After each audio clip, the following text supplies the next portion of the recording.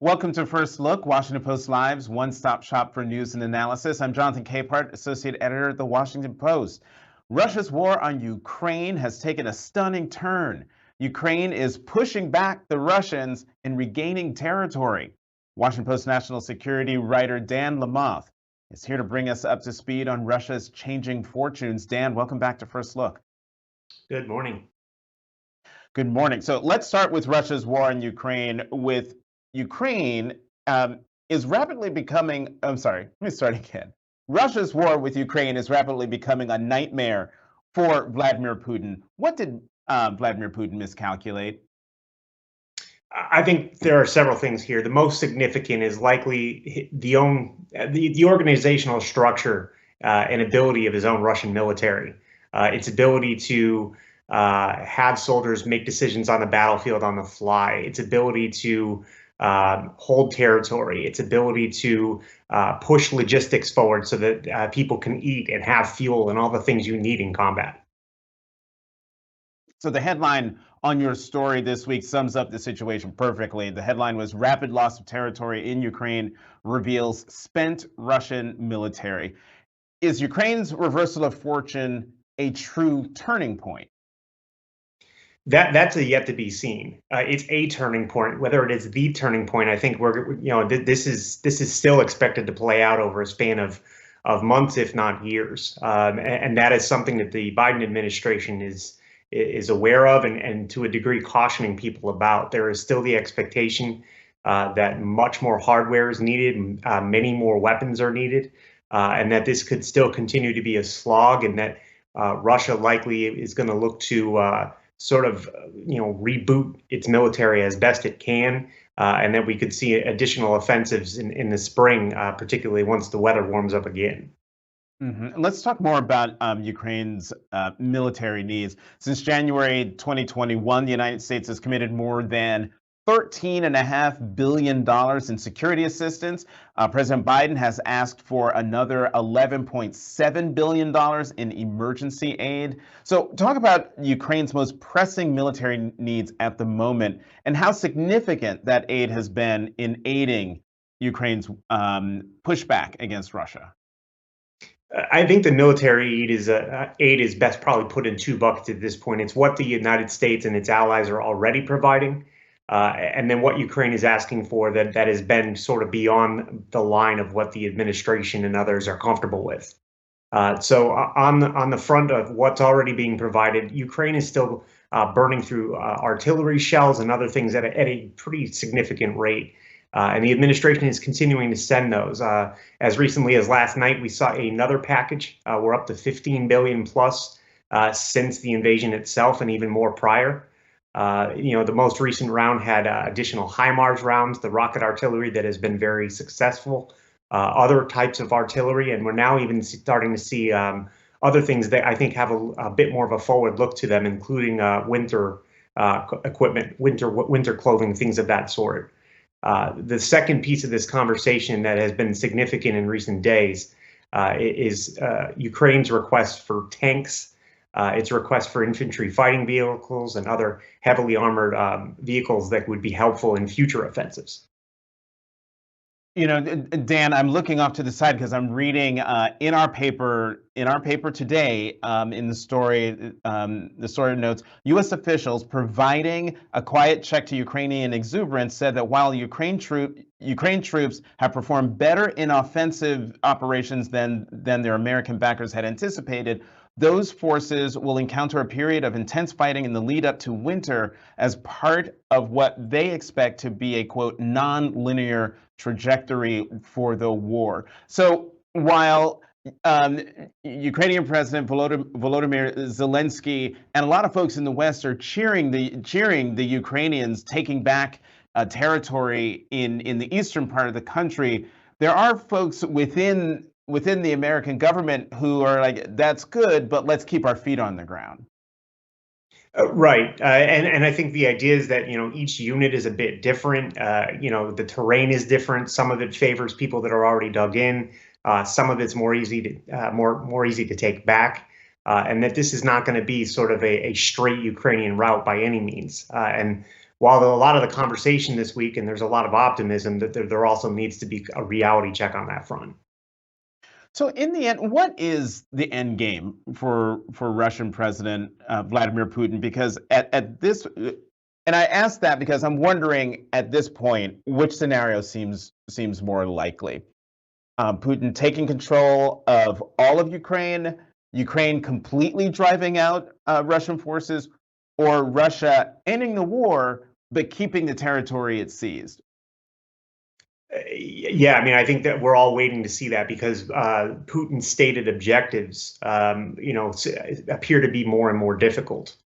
With that said, taking back all of Ukraine to include Crimea, the peninsula on the southern end that Russia took in 2014, also would be extremely difficult.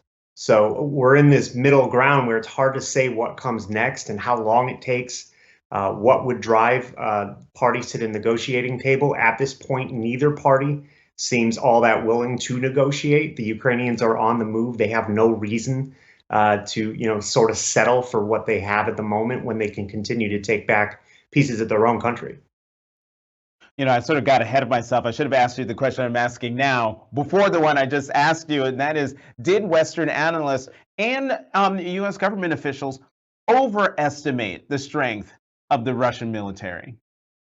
Yes, by most accounts they did, and we've seen that both with outside analysts and also with the Pentagon and the U.S. intelligence assessments. Most assessments that we've read, both within the government and outside, predicted this would not last as long as it has, that Russia would have significant gains that they held on to really from the very beginning. And really, if you take this back to the Battle of Kyiv and sort of the outset of this, I think that was a real reality check when they were not able to move that very long column of vehicles farther toward the capital city. And they sort of got stuck and then had to pull back. And there was all those vehicles that got blown up. That was a real reality check. And really things have kind of proceeded down that path for the most part ever since. Russia's made some gains. They often can't hold on to what they take. Dan, apparently Russian President Putin had a meeting with the Chinese President Xi, where, if I'm understanding the reporting right, what seemed like a solid alliance between the Russians and the Chinese isn't as solid as we thought it was. Do you have any insight into that?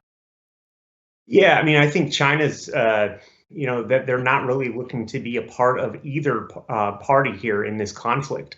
That they're an opportunistic government. They look for opportunities to help their own people and their own economy. But providing Russia with significant arms would be a problem for China with numerous other countries. They don't want to be sanctioned. They don't want to have consequences of their own. So they're willing to talk to Putin, but they're not willing to sign up for his war. Dan Lamothe, Washington Post national security writer, thank you very much for coming back to First Look. Have a good weekend. Thank you. You too. I'm going to keep the conversation going with our opinions roundtable in just a moment. Let's go to the opinion side of the Washington Post, where we'll find Washington Post columnist Hugh Hewitt and Ruth Marcus, who was just named an associate editor at the Washington Post. Congratulations, Ruth. Thanks, Jonathan. I'm just trying to keep up with you. Congratulations, and welcome to you both. Welcome back to First Look. I want to keep the conversation about Russia going, Hugh. Is this shaping up to be a victory for Ukraine and Western resolve, or a statement about the ineptitude of Russian leadership and the Russian military? I think we can have both, Jonathan. I had a long conversation with General Keith Kellogg last night in the green room over at Fox. And General Kellogg pointed out to me that the Russian infantrymen has lost confidence that they will be taken care of if wounded on the battlefield. The general estimates they're killed in action and wounded at between 75 and 80,000 people in the 6 months of the war. And soldiers are fleeing because they don't expect to be taken care of if they're injured. The Russian morale, he said, is in the toilet. And as a result, the Ukrainian advance is just so unprecedented. So I think it is a victory for Ukraine's ability to deter and stand through 6 long months of war and the terrible deprivation it's inflicted on people. But it's also, the Russian military is pretty hollow. You know, Ruth, I'd love to get your thoughts on this, especially since on the front page of the Washington Post today, there's a story smack in the middle of the front page, letters of despair by Russians. Demoralized soldiers in Izium leave behind their pleas to superiors as they flee. An amazing glimpse inside the heart and soul of Russian soldiers. And I think this is one sort of intangible that we always have to pay attention to when we're thinking about who can prevail on the battlefield. We've seen this every place from Vietnam onwards. If you have one force that is being kind of dragooned and drafted into prosecuting a war that they don't really care about or believe in very much, and another that's defending their territory, defending a homeland, repelling invaders. Even if those forces seem mismatched at the outset, you can't create will. And this has been the amazing story, Dan touched on this, of the Ukrainian surprise to everyone, including U.S. intelligence, success in defending itself against the Russian onslaught. You know, Ruth, I'm going to stick with you on this. I mean, President Biden has asked Congress for even more aid for Ukraine, and he's made it clear that the United States and the West must support Ukraine because of the larger battle here of democracy versus autocracy. But I'm wondering if there are any signs yet of fatigue from the American people about continuing to help to the tunes of billions and billions of dollars. I don't think I see in the polls or anything else Ukraine fatigue from the American people, and there shouldn't be. That seems like money that's been quite well spent. I think the hesitation that I'm perceiving is actually on the part of U.S. military and U.S. policy planners who want to make sure that the Ukrainians have enough, but seem reluctant to accede to some Ukrainian requests to give them what the U.S. may see as too much, and that is specifically while these HIMARS rockets have been very, very effective, they're reluctant to provide longer range missiles that might really escalate the war. The U.S. has been trying to walk a very, very delicate line here in not provoking Russia too much and escalating this conflict, and for good reason.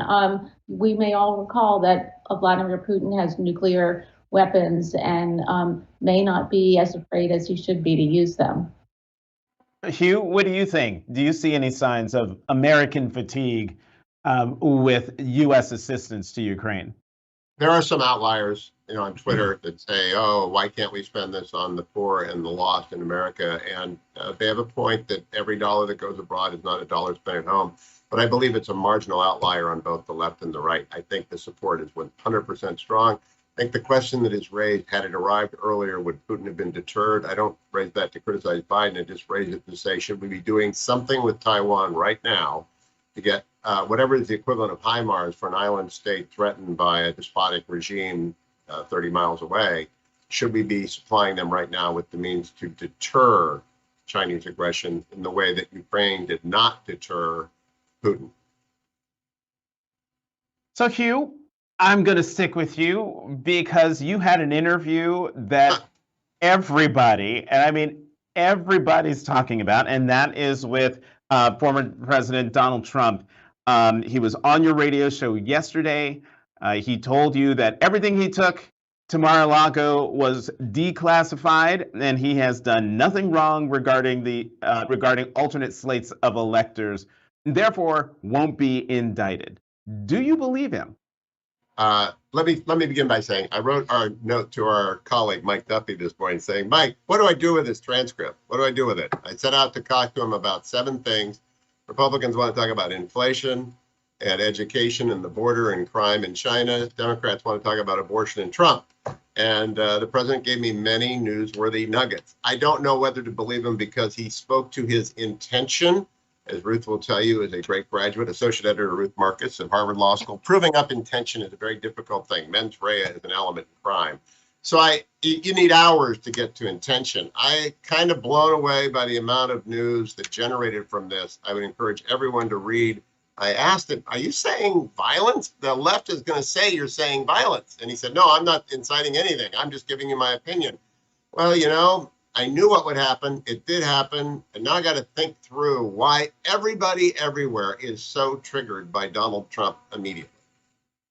Okay, Ruth. I have an answer to that, Hugh. Okay, wait 1 second, because there's a wonderful segue to the question I was going to ask you, Ruth, because it is the one comment that Trump made that's gotten the most attention from Hugh's interview is when the former president said, and I quote, because Hugh asked him, well, I mean, what happens if you get indicted? And he said, Trump said, quote, you'd have problems in this country, the likes of which perhaps we've never seen before. I just don't think they'd stand for it. They will not. They will not sit still and stand for this ultimate of hoaxes. And so, Ruth, many viewed that as a veiled threat akin to what Senator Lindsey Graham issued a few weeks ago on one of the Sunday shows. How do you view it? Not so veiled. That's how I view it. Thanks for reading the whole quote. And I have to say, Hugh, to his credit, said people, I think he was referring to people like me, said people are going to read that as some kind of veiled threat. Are you saying are you inciting violence? He said, oh, no, I'm not inciting anything. Come on. We have been here before. We have been here on January 6th. When he says people aren't going to stand for it, he doesn't say, I didn't hear him say, and Hugh, you didn't hear him say either, I don't want to see any protest. If there's protest, it needs to be according to the rule of law. In a courtroom, people are free to express their disagreement, but they must do it in a peaceful way. That is not at all what he said. And so I'm really interested in how Hugh interpreted his non-answer to Hugh, but I interpret it as be very careful inciting my people because we know what they're capable of doing. And I think it's frankly despicable. Hugh? A year ago, I asked him, did you intend the January 6th rally people to invade the right? He said, no, I didn't intend that. I think the former president has a movie in his mind that runs about Americans marching in the street, like many rallies have been held, in his defense, but not crossing that line. I think he underestimates how the problematic part of the far right will take any opportunity to incite violence. The Charlottesville problem. It's a problem in America on the left and the right. How can you march in support of George Floyd's family and his victimhood and not have it descend into violence? The former president is indifferent to that line, but as a journalist, I had 18 things to ask him. I don't think I would have advanced the question very much if I pressed him. A lot of people wanted me to go longer than 4 minutes on that, but I had to cover China and abortion and all the rest of the stuff. I hope he keeps coming back because now I've got about 24 long interviews with the former president. He never doesn't make news. He's the best interview in America because he always makes news, but he does dance on that line. And there will be tens of thousands of people in Youngstown, Ohio tomorrow night to see the former president when Ohio State is on TV. So there's a divide in the country. People hear him differently. I'm fascinated by that. I don't think it's despicable. I think it is deeply, deeply divisive. Ruth, is Donald Trump, quote, dancing on the line, or is he pole vaulting over the line? He is trying to dance, but the thing that's really unconvincing about Hugh's argument that Donald Trump has a movie that he's played in his head is that we've seen this movie before. We know what his words spark. We know what his followers are capable of. We know how it ends. That is not a good thing. And, it's not a good thing to be telling prosecutors that you should be very careful of indicting me because my supporters won't stand for it. That is not the rule of law. Hugh made the point that prosecutors can get an indictment of a ham sandwich. That is true, but Merrick Garland is not an attorney general who goes after ham sandwiches. He's an attorney general who goes after serious prosecutable crimes under the Justice Department guidelines. He has to be confident that a jury will find beyond a reasonable doubt that the crime a person is charged of can be proven and that the person will be held responsible and guilty. And so that I find Donald Trump's threats to be contrary to everything that the rule of law stands for. So since I have two attorneys here before me, this question is for both of you, with Hugh going first. Do you think the former president is in any legal jeopardy? Hugh. Yes, yes. The hard news in the interview yesterday was he has not received a target letter. So Ruth can expand on that. She covered justice longer than I covered justice. I worked there, but I didn't cover it. And I think he would have received a target letter by now if one was coming. If he's in legal jeopardy, it's from the January 6th investigation about the electors. He told me another hard news. I had nothing to do with that.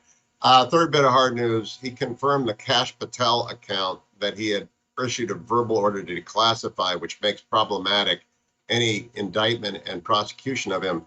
And I just want people to think about what would that look like. I covered OJ. I was in LA during OJ. Trial of Donald Trump would make OJ. In this age of Twitter and social media, you tell me, Ruth and Jonathan, what would that be in terms of a polarizing event for the country? I think an indictment would be a profound mistake. Well, Ruth.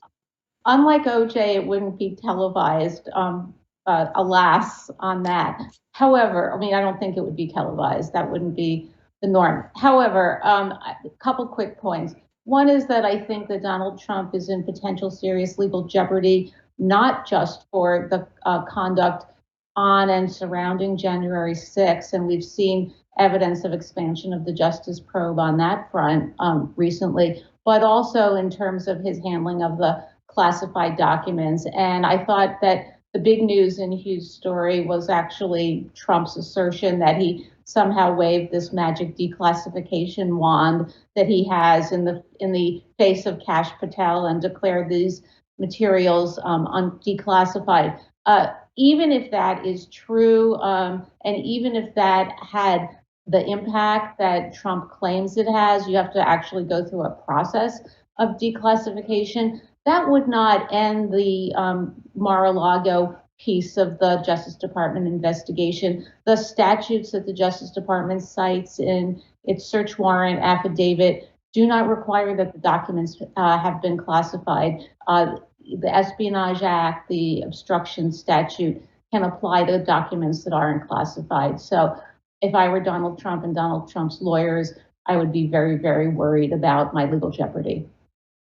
I want to switch gears in the time in the little bit of time that we have left and talk about immigration, and just to get each of you to talk about to get your perspective on what's been happening, especially this week, with Republican governors in Florida and Texas taking migrants from their states and then sending them to New York, Washington, D.C., Chicago, and now with Governor DeSantis sending a plane load of migrants to Martha's Vineyard.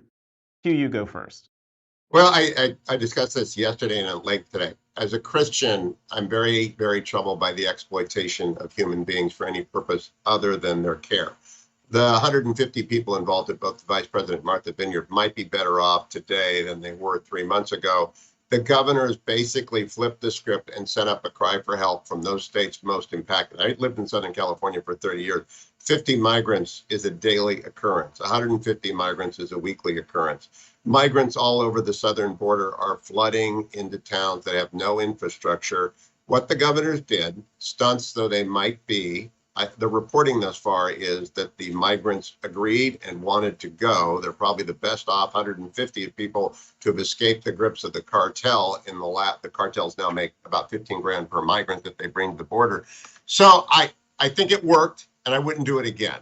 How's that? Because I'm very troubled by exploiting human misery for even effective messaging.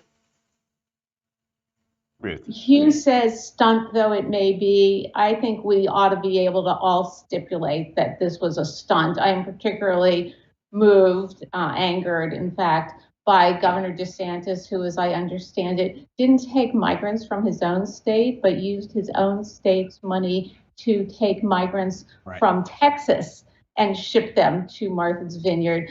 You don't have to be a Christian to find this a really I'm going to just use my word of the day seems to be despicable. Just despicable use of human beings for political games and political advantage. I really hope it blows up in Governor DeSantis's face, but I suppose it probably won't. And at first blush, sending migrants to Martha's Vineyard looks like an own of the libs by sending them to this Tony Island off the coast of Massachusetts.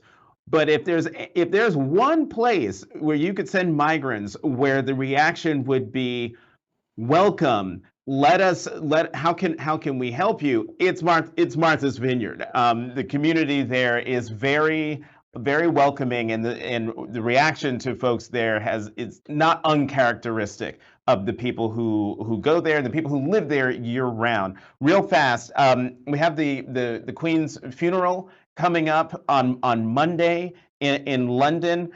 Hugh, you tweeted when she died, no one equal in her service to the United Kingdom. Real quickly, explain. Well, for 70 years, she did her duty in wartime and in peacetime through personal travail and through public need. She just did her duty. So as an emblem of service for 70 years, not just to the United Kingdom, but to the Commonwealth and to the world, she stood for stability. And my favorite line attributed to her, the essence of good taste is never to be offended by bad taste.